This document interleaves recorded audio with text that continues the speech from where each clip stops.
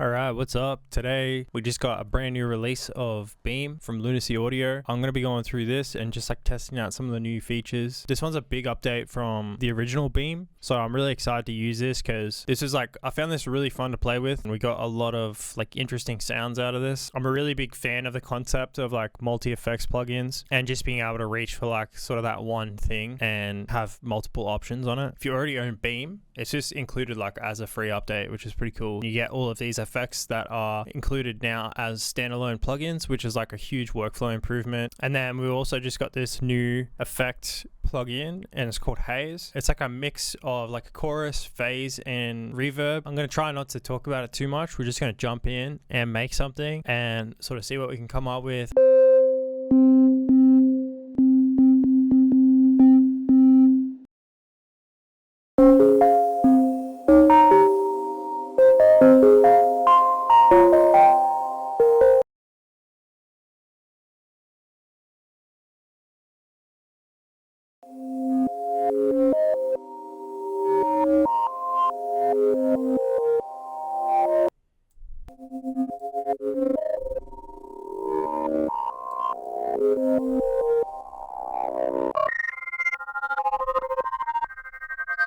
My first go-to is this Grains. It's essentially like a granular delay. If you ever play with like Portal, it's kind of similar, but I feel like this has a little bit more control. It's a little bit less overwhelming to me to use. My favorite setting is this reverse down here. Obviously reverses the signal, and just with it being granular, you can come up with some crazy textures just to layer in. And then we've also got like these, so you can set the parameters like the rate and the size of the particles. You've also got like this option to add like a random percentage in there, so it will just like obviously be kind of glitchy.